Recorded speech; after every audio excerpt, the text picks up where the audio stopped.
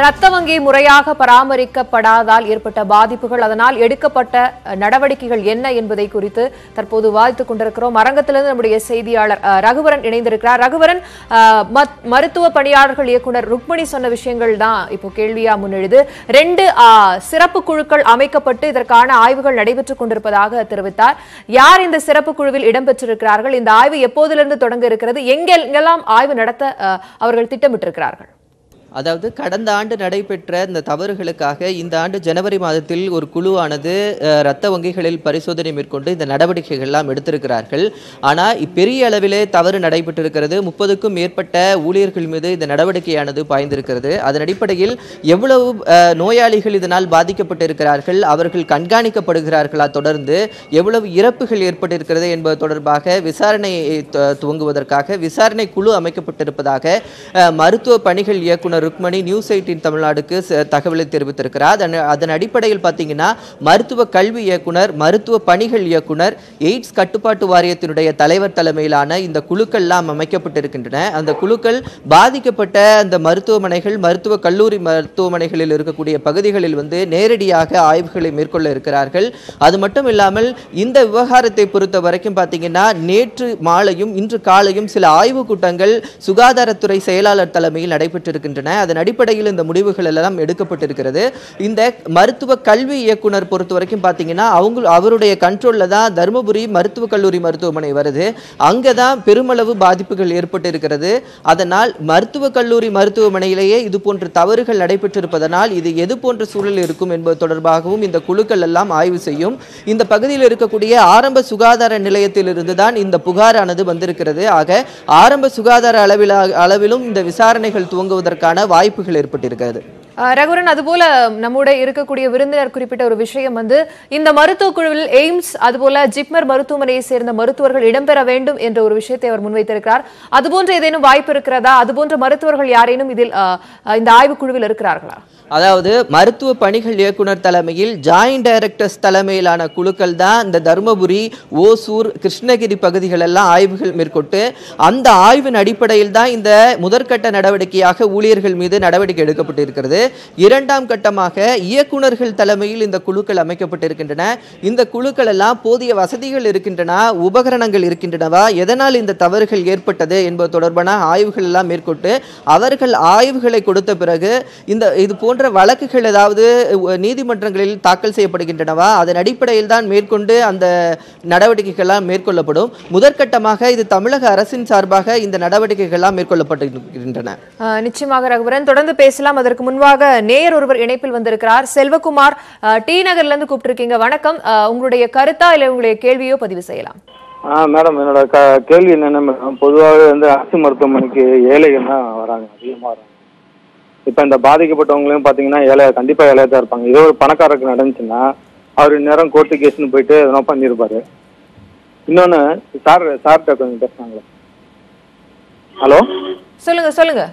சார்கிட்ட பேசுனாங்களா? பேசுங்க தாராளமா கேட்கலாம். ஐயா வணக்கங்கய்யா. வணக்கம், சொல்லுங்க ஐயா. இந்த திட்டத்தோட இயக்குனர் இப்ப வேற எதுவும் கூடுதல் பொறுப்புல இருக்காருங்களா, இல்ல இந்த ஒரு திட்டத்துல மட்டும் பணியாற்றுறாருங்களா? இல்ல, இந்த திட்டத்துல தான் இருக்காரு, எய்ட்ஸ் கட்டுப்பாட்டு துறையில இருக்காரு. இல்ல, அதோட வேற எதுவும் அடிஷனலா வேற எதுவும் டியூட்டி பாக்குறாருங்களா சார்? வேற எதுவும் இன்சார்ஜ் எடுத்து பாக்குறாருங்களா சார்? இல்ல, அதை பற்றி எனக்கு விவரம் இல்லை. அதுக்கு தான் அவர் பொறுப்பு போட்டிருக்காங்க. இல்ல, அவர் ஏதோ காசநடை துறைக்கும் அவர் ஏதோ இன்சார்ஜ் பாக்குற மாதிரி ஏதோ தகவல் சொல்றாங்க. டிவி அந்த ஹெச்ஐவி ரெண்டும் ஒரே டிபார்ட்மெண்ட் தான். பிரச்சனை என்னன்னா சார், இப்ப அவர் கூடுதல் பொறுப்பு அதிகமா இருக்கனால இவரால் இந்த மாதிரி பிரச்சனை எல்லாம் அவரால் கவனிக்க முடியல போலுக்கு. அரசாங்கம் ஒன்னும் அந்த துறையை பிரிச்சு விடணும். முன்னாடி தனித்தனி ஐஏஎஸ் போட்டிருந்தாங்க, அப்பெல்லாம் அந்த பிரச்சனை இல்லை. இவர் கூடுதல் பொறுப்பு பாக்குறதுனால தான் அவருக்கு ஏதோ இதை கண்காணிக்க முடியலன்னு ஒரு கேள்வி ஏற்படுது சார். ஏன்னா அது மிகப்பெரிய துறை, ரெண்டுமே தனித்தனி துறை. ஆனா ரெண்டுமே ஒண்ணுக்கு ஒண்ணு ஒட்டி விட வர துறை தான். பட் இருந்தாலும் அவரால் இந்த பிரச்சனையில ரெண்டு பக்கமே பணியாளர்கள் அதிகமா இருப்பாங்க. அதனால அவரால் அப்படி கண்காணிக்க முடியலன்னு நான் தோணுது. நீங்க என்ன சார் நினைக்கிறீங்க? இல்லை, தனிப்பட்ட நபர் சார்ந்த பிரச்சனையாக பார்க்கல, சிஸ்டம் சார்ந்த பிரச்சனையாக தான் பார்க்கணும். அதே மாதிரி ஏற்கனவே பார்த்தா அந்த 3 பேரை கொண்ட குழு, அந்த துறை தலைவர்கள் இருக்காங்க, டைரக்டர்ஸ், அவங்க தலைமையில விசாரணை குழு போறது சரி கிடையாது. ஒரு இண்டிபெண்டன்ட் அமைப்பா இருக்கணும். அப்பதான் அது உண்மையில கண்டுபிடிக்க முடியும். டைரக்டர்ஸ் தலைமையில போட்டா அவங்களுக்கு கீழே உள்ளவங்க என்ன ரிப்போர்ட் கொடுப்பாங்க, இவங்க என்ன விரும்புறாங்களோ என்ன எதிர்பார்க்கணும் அதான் ரிப்போர்ட்டா வரும். அதை மீறி கொடுத்தாங்கன்னா அவங்க பணியை விட்டு நீக்குவாங்க, இல்லை டிரான்ஸ்ஃபர் பண்ணுவாங்க. அப்போ வந்து அச்சத்தின் காரணமாக உண்மையில் வெளியில் வராது. ஆனா ஒரு கிரிமினல் நடவடிக்கைக்கு இங்க ஒரு பரிந்துரை வழங்கப்பட்டிருக்கிறது, அதையும் எப்படி எடுத்துக்கொள்ளும்? கிரிமினல் நடவடிக்கை யார் மேல எடுத்திருக்காங்க? அடிமட்ட ஊழியர் மேலேயும் டாக்டர் மேலே எடுத்திருக்காங்க. நான் என்ன சொல்றேனாக்க, இதுக்கு முழுமையான பொறுப்பேற்று நம்முடைய மக்கள் நல்வாழ்வுத்துறை அமைச்சர் ராஜினாமா பண்ணணும்னு சொல்றேன். அவர் செய்வார் அவரு? அப்ப அவர் மேலதான் தப்புன்னு சொல்றேன். இந்த பிரச்சனையில வந்து கூடுதல் கவனம் வந்து தமிழக மக்கள் நல்வாழ்வுத்துறை அமைச்சர் அவர்கள் கவனம் செலுத்தி செய்யவில்லை என்பதுதான் என்னுடைய குற்றச்சாட்டு. சாத்தூர் சம்பவம் நடந்த பிறகு இந்த மாதிரி சம்பவம் நடக்குதுனாக்க அப்ப என்ன அர்த்தம்? அது என்ன மக்கள் நல்வாழ்வுத்துறை இருக்கு? இது மட்டும் இல்ல, நீங்க இந்த கூவத்தூர்ல ஒரு பிரசவத்துல பெண் வந்து பிரசவிக்கின்ற பொழுது தலை மட்டும் தனியா வந்திருக்கு. அப்ப அதுக்கான காரணங்கள் பல்வேறு காரணங்கள் அரசு நிறைய காரணங்களை அடுக்கி வச்சிருப்பாங்க, டக்கு ரிலீஸ் பண்ணிட்டே இருப்பாங்க. அப்ப காரணங்களை சொல்றாங்க. ஆனா என்னன்னாக்க தமிழ்நாட்டில் பிரைமரி ஹெல்த் சென்டர்ல தான் பிரசவம் பார்க்கணும் அப்படின்னு சொல்லி மக்களை கட்டாயப்படுத்துறாங்க. இதன் காரணமா அடிப்படை வசதியே கிடையாது. மகப்பேறு மருத்துவர் கிடையாது, மயக்க மருத்துவர் கிடையாது, குழந்தை மருத்துவர் கிடையாது, ரத்த வங்கியோ இல்ல ரத்த சேமிப்பு நிலையமோ இல்லாத இடத்துல பிரசவம் பார்த்துன்னு சொல்லி கட்டாயப்படுத்துறாங்க. ஏராளமான தாய்மார்கள் பாதிக்கப்படுறாங்க. அவங்க உயிர் பிழைச்சாலும் கூட குழந்தை பாதிக்கப்படுது, தாய்மார்களுக்கு பாதிப்பு வருது, இதெல்லாம் வருது. அரசுடைய தவறான கொள்கைகள் இது காரணமா இருக்கு. இதெல்லாம் மாற்ற வேண்டும் சொன்னா அரசு மாற்றிக்கொள்ள மாட்டேங்கிறது. அப்ப இந்த மாதிரி பிரச்சனை எல்லாம் மிக அதிகமான பிரச்சனை இருக்கிறது. இதுல வந்து அவர் சம்பந்தப்பட்டவங்களை வந்து அழைத்தோடு அவர் பேச மாட்டேங்கிறார். யாருக்கோ டைம் கொடுக்குறாரு. ஆனா இந்த பிரச்சனை இருக்கின்ற பொழுது அவர்களை அழைத்து பேசி இந்த பிரச்சனை சரி பண்ணுவோம் என்ற அக்கறை வந்து அமைச்சர்கிட்ட கிடையாது. அப்ப இதெல்லாம் வந்து ஒரு மிகப்பெரிய பிரச்சனை நீங்க மாறி இருக்கிறது நம்ம பார்க்க வேண்டிய அவசியம் இருக்கு. அதுக்கடுத்து இந்த ரத்தம் ஏற்றுவது ஒரு சாதாரண பிரச்சனை இல்லை. எப்படி வந்து ஆர்கன் வந்து டிரான்ஸ்பிளான்ட் பண்ணிக்கிறோமோ அதை மாதிரி தான் ரத்தம் ஏற்றிக்கொள்வதோ. அப்போ இதில் என்ன மிக முக்கியமான பிரச்சனைனாக்க இதை சர்வசாதாரணம் நினைக்கிறாங்க. அப்போ சர்வசாதாரணமாக ரத்தத்தை ஏற்றுக்கொள்வது, ரத்தத்தை போடுவது என்பது ஏற்றுக்கொள்ள முடியாத ஒன்று. இப்போ தமிழ்நாட்டில் பார்த்தீங்கன்னா, இந்தியாவிலையும் பார்த்தீங்கன்னாக்க ரத்த சோகையை சரி செய்வதற்கான சிகிச்சை முறையில் ஒரு புரோட்டோகால் சிஸ்டமே கிடையாது. அப்போ அந்த புரோட்டோகால் சிஸ்டம் இல்லாதனால தான் பார்த்தீங்கன்னாக்க ரத்தம் தேவைப்படாத நோயாளி கூட அவசரப்பட்டு ரத்தத்தை போடுறாங்க. அப்ப ரத்தத்தை போறதுனால இந்த மாதிரி HIV விண்டோ பீரியட்ல இருக்கிறப்ப அவங்க இந்த ரத்தத்தை, அதாவது விண்டோ பீரியட்னா தெரியாது, அந்த ரத்தத்துல வந்து HIV இருக்கா இல்லைன்னு கண்டுபிடிக்க முடியாது. நியூக்ளிக் ஆசிட் டெஸ்ட்னா 5 நாளைக்கு பிறகு கண்டுபிடிச்சிட முடியும். ஆனா அவங்க நியூக்ளிக் ஆசிட் டெஸ்ட் பண்ணல, அவங்க ரிப்போர்ட்ல இருக்கு. படிப்படியா கொண்டு வர அவங்களே சொல்லுங்க. என்ன படிப்படியா ஒரேடியா கொண்டு வர முடியாதா? அந்த அளவுக்கு நிதி ஒதுக்கீடு உங்கள்கிட்ட இல்லையா? 11,000 கோடி ரூபாய் நிதி ஒதுக்குறீங்க, அந்த நிதியில எங்கே போகுது? அப்ப அதெல்லாம் செய்யணுமா இல்லையா? அப்ப அந்த விண்டோ பீரியட்ல இருந்தா கண்டுபிடிக்க முடியாது. அப்ப இந்த மாதிரிலாம் பிரச்சனை இருக்கிற பொழுது இதுல கூடுதல் கவனம் செலுத்தி நோயாளியுடைய அந்த உயிரை ஒரு உன்னதமானதாக நினைத்து அரசாங்கம் செயல்படவில்லை என்றால் இந்த மாதிரி பிரச்சனை வரதான் செய்யும். அப்போ அதனால நாங்கள் சொல்கிறோம், அடிப்படையிலேயே இந்த அரசாங்கம் நவீனப்படுத்தவில்லை, நவீன கருவிகளை வழங்கவில்லை, போதிய ஊழியர்கள் நியமிக்கவில்லை, பயிற்சி பெற்றவர்கள் நியமிக்கவில்லை. அதே போலவே HIV பாசிட்டிவ் பிளட் டோனர்ஸ் இருந்தால் அவர்களை கண்டுபிடித்து அவர்களுக்கு கவுன்சிலிங் கொடுத்து அவங்களுக்கு ட்ரீட்மெண்ட் கொடுக்க முறையை இந்த அரசு செய்யலை. அதிலே அலட்சிய போக்கு. அப்ப இந்த அலட்சிய போக்குனால சாத்தூர் பெண் பாதிக்கப்பட்டாங்க. அப்ப முழுமையாக இவ்வளவு சீர்கேடோடு இந்த மருத்துவத்துறை இருக்கின்ற பொழுது அந்த மக்கள் நல்வாழ்வுத்துறை அமைச்சர் வந்து பதவி வைப்பது சரியா என்பதான கேள்வி.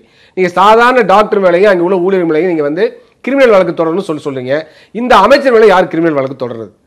அப்ப இந்த சிஸ்டத்து மேலே யார் கிரிமினல் வழக்கு தொடர்றது அது என்பதான் கேள்வி. அப்ப வந்து அந்த கூவத்தூர் நடந்த சம்பவம் மிக கொடுமையான சம்பவம். இந்த மாதிரி கடந்த 6 மாதத்துல பார்த்தீங்கன்னா ஏராளமான சம்பவங்கள்.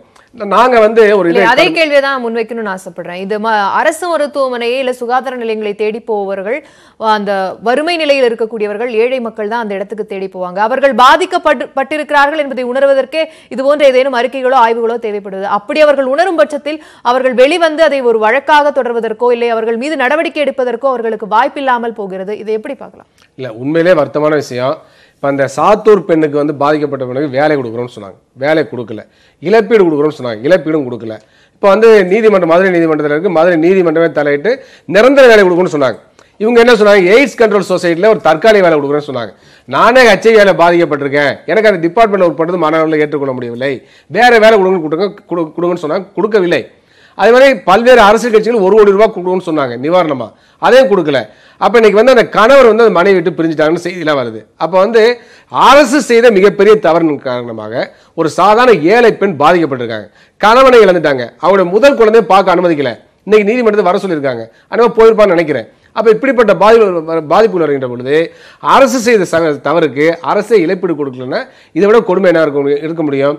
அப்ப அந்த சாதாரண பெண்ணால நீதிமன்றத்துக்கு போக முடியுமா? இப்ப பாதிக்கப்பட்ட 15 பேர் இறந்துருக்கான்னு சொல்றாங்க. அந்த 15 பேருடைய குடும்பம் வந்து ஏழ்மையில இருந்தா அவங்க எப்படி நீதிமன்றத்துக்கு போக முடியும்? அப்ப இதையெல்லாம் வந்து அரசு வந்து கவனத்தை எடுத்துக்கொண்டு செயல்பட வேண்டிய அவசியம் இருக்கு.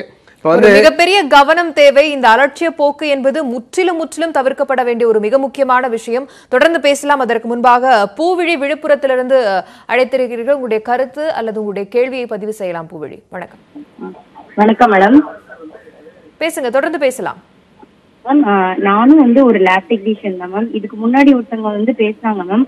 அவங்க வந்து என்ன சொல்றாங்க அப்படின்னா, ரத்தத்தை வந்து எடுத்துட்டு அப்புறமா பழைய ரத்தத்தை கொடுக்குறோம் அப்படின்னு பேசுறாங்க. மக்களுக்கு வந்து அதை பத்தின விழிப்புணர்வு வந்து முதல்ல இல்லை மேம். அதாவது ஒருத்தவங்களோட எடுத்துட்டு அந்த பழசை வந்து நாம கொடுக்கறது இல்லை. அந்த ரத்தம் வந்து 45 நாள் நமக்கு ஒரு ஸ்டோரேஜ் டைமிங் இருக்கு. அதனால அந்த டைமிங் வந்து கடைசியா எவ்வளவு நாள் இருக்கும் அந்த ரத்தத்தை நம்ம முன்னாடி கொடுக்குறோம். இவங்களோட ஸ்டோர் பண்ணி மற்ற பேஷண்ட்டுக்காக தான் நம்ம வாங்கி வைக்கிறோம். ஆனா மக்கள் என்ன நினைக்கிறாங்க அப்படின்னா, நாம வந்து அவங்களோடது எடுத்துக்கிட்டு பழசை வந்து ஏத்திடுறோம் அப்படிங்கிற மக்களுக்கு வந்து சரியான புரிதல் இல்லை. அப்புறம் அவங்க என்ன சொல்றாங்க அப்படின்னா, அவங்க குடும்பத்துல இருக்கிறவங்க யாருக்காவது இந்த ரத்தத்தை வந்து ஏத்துனா அவங்க எப்படி இருப்பாங்க? எல்லாருமே வந்து மனுஷங்க தானே மேம். அது மாதிரி யாருமே வந்து வேணும்னு வந்து யாருமே பண்றது இல்ல. ஆனா படி வந்து என்ன ஆகுது அப்படின்னா, கடைசியில வந்து ஒரு டெக்னீஷியன் மேலதான் மேம் வந்து இது பண்றாங்க. டெக்னீஷியன்ஸ் வந்து உண்மையிலே நீங்க முன்னாடி கூப்பிட்ட அந்த நேயருக்கான விளக்கத்தை சொல்லிட்டு இருக்கீங்க. நான் உங்ககிட்ட ஒரு கேள்வி. நீங்க ஒரு லேப் டெக்னீஷியனா இருக்கீங்க. நீங்க உங்க ரத்தம் கொடுக்க வர அவங்க கிட்ட என்ன மாதிரி சோதனைகளை முதல்ல செய்வீங்க? உங்களுக்கு பணி அனுபவம்ங்கிறது எவ்வளவு தூரத்துக்கு இருக்கு? மேம் நான் வந்து இப்பதான் முடிச்சு வந்து 1 வருஷம் ஆகுதுங்க மேம்.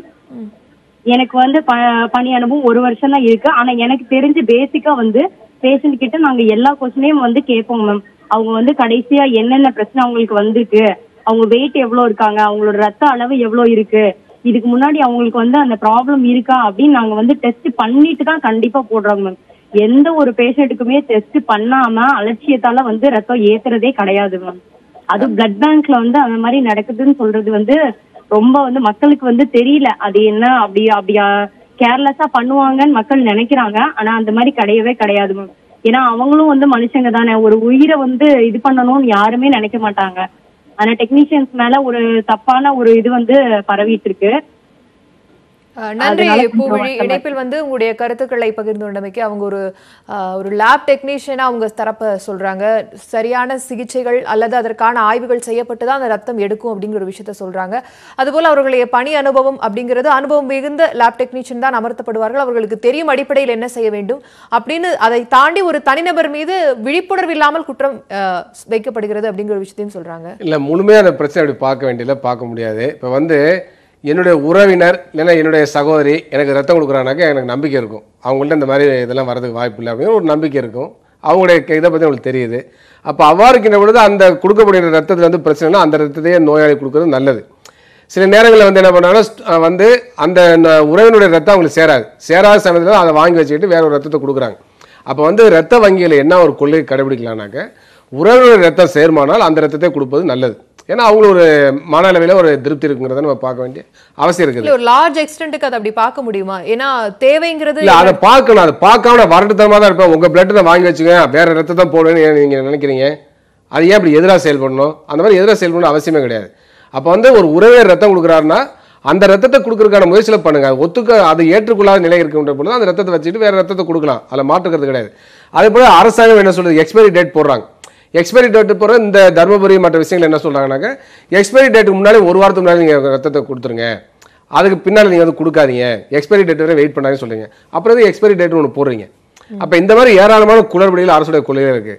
அதுமாதிரி லேப் டெக்னீஷியனை பொறுத்தவரை இப்போ தமிழ்நாடு ராஜீவ்காந்தி மருத்துவமனை, சென்னையில் இருக்கக்கூடிய மருத்துவமனை ஒரு நாளைக்கு 10,000 நோயாளி அவுட் பேஷண்டாக வர்றாங்க. அங்கே வந்து ஏராளமான நோயாளிகள் ரத்தத்தை டெஸ்ட் பண்ண வேண்டியிருக்கு. அப்போ இருக்கக்கூடிய லேப் டெக்னீஷியன் பார்த்தா 15 பேர் 20 பேர் நிரந்தர அடிப்பில் இருக்காங்க. மற்றெல்லாம் ஸ்டூடெண்ட்ஸ் வச்சுட்டு மேனேஜ் பண்ணுறாங்க. அப்போ என்ன இதில் ஏராளமான தவறுகள் வரதுக்கு வாய்ப்பு இருக்குது. HIV டெஸ்ட் உட்பட இதில் பண்ணிட்டு இருக்கிறாங்க. அப்போ நான் என்ன சொல்கிறேன்னாக்க, வரக்கூடிய நோயாளிகளுடைய எண்ணிக்கைக்கு ஏற்ப லேப் டெக்னீஷியன் இருக்கணும். லேப் டெக்னீஷியன் தகுதி வாய்ந்தவராக இருக்கணும்.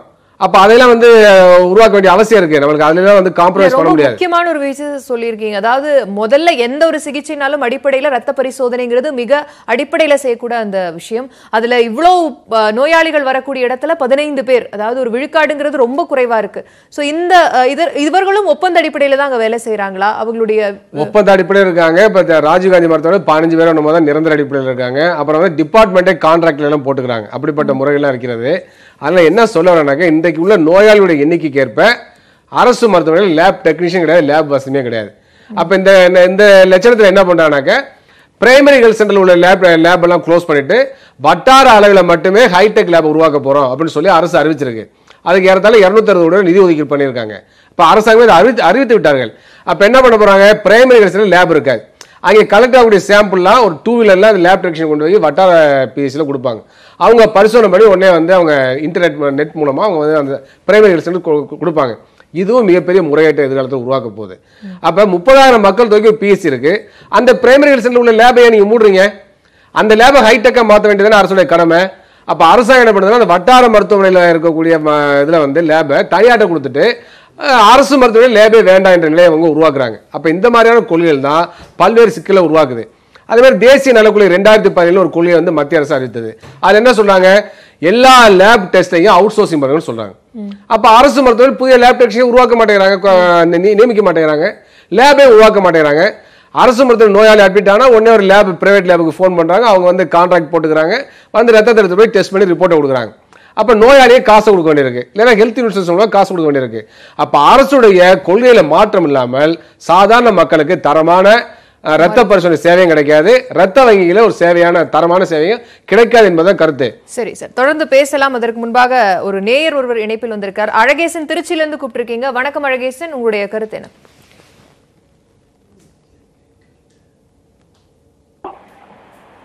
ஹலோ. வணக்கம் வணக்கம், சொல்லுங்க சார்.